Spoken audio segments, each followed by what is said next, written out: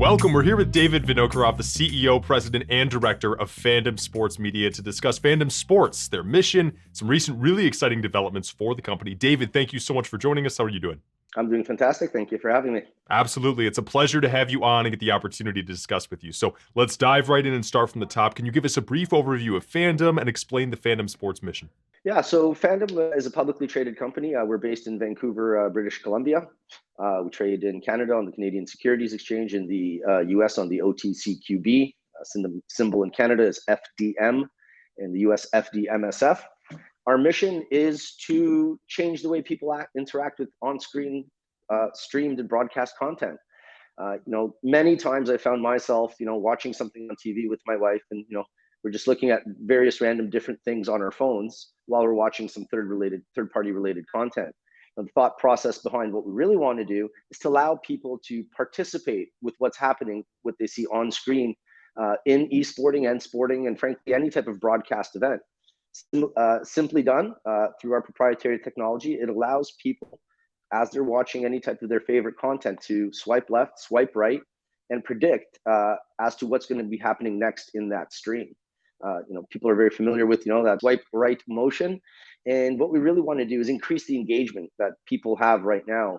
The only way that you interact with anything you see right now is either with someone in the room beside you or chatting with someone. So what we want to do is gamify that experience, allow people to have some skin in the game, if you will, and play, predict, and get rewarded. Our goal is to fandomize all streamed content and allow people to play and share the rewards of being engaged in third-party content. So we're very excited about it. We have some partnerships lined up, and I'm very fortunate to be here to let all the viewers know about it. So. Amazing. Great context to get us started. And then obviously let's talk about something that's been very much trending in the news lately. NFTs, very hot topic, especially as of late. How do NFTs fit into the Fandom Sports business model? Well, taking a step back to the, watch, play, and get rewarded. What we're going to do as part of our rewards mechanism, as people make the predictions that, are occurring on screen, they're going to be rewarded with points, status, digital goods, merchandise, experience, and NFTs. We have a very specific strategy where we're going to be able to allow people to create NFTs on the fly from the content that they're watching.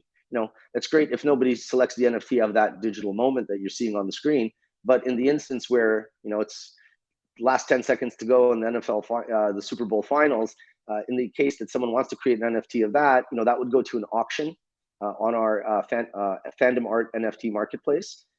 What our main goals are for the coming year are to establish the business relationships to get us access to the broadcast rights for esporting events, sporting events, frankly, any broadcast content as well.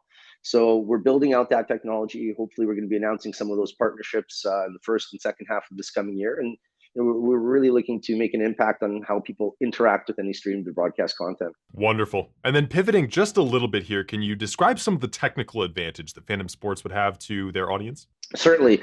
So all of our technology sits upon a very sophisticated machine learning backend that incorporates some type of AI elements, vector analysis, and things that my chief technology officer can go on and on for hours.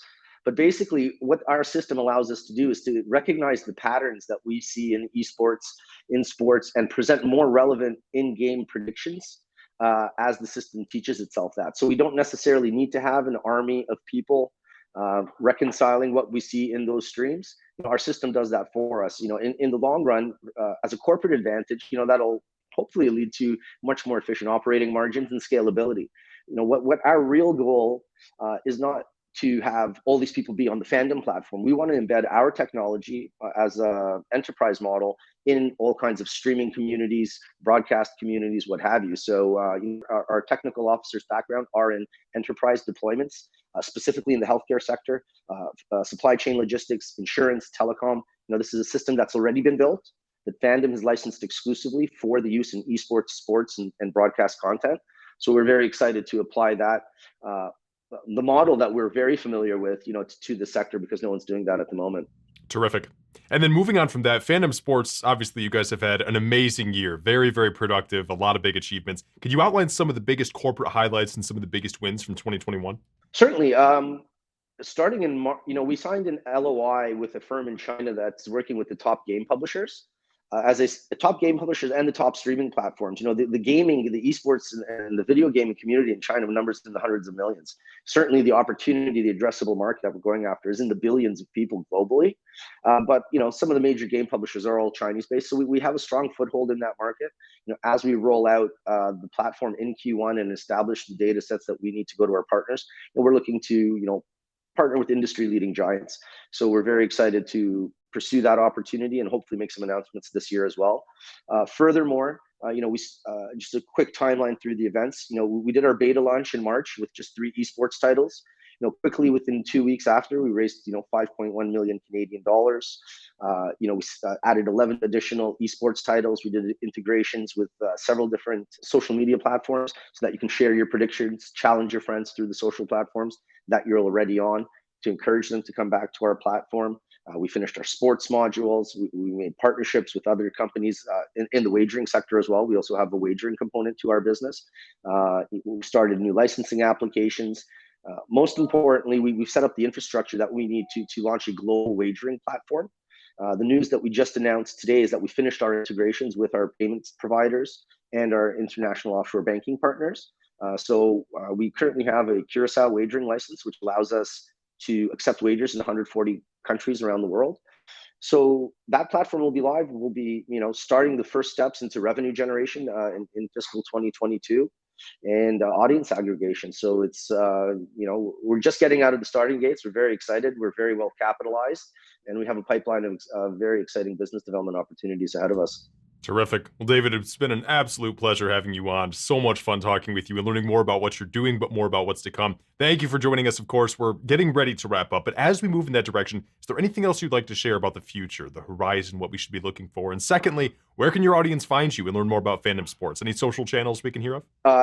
Yeah, you can go to www.fandomesports.com. It's got links to all our social platforms, Instagram, Twitter, right on the homepage. Follow those steps and you'll see all of our developments. We're in the process of crystallizing our marketing initiatives for the launch of the entire platform, the all ages and the wagering, by the end of Q1. So you're going to hear about partnerships, you're going to hear about deployments, you're going to hear about audience aggregation, you're going to hear about monetization. All of this is coming in 2022. And, I'm looking forward to working with you guys and keeping all of the viewers posted on our progress. And I'm very excited for 2022. So big year ahead for us. Absolutely. Can't wait to watch that happen and can't wait to come along with you for the ride to share the story with our audience and beyond to talk about what you guys are doing. David Vinokurov, the CEO, President, and Director of Fandom Sports Media. Thank you so much for being here with us today. Thank you so much. Appreciate it very much.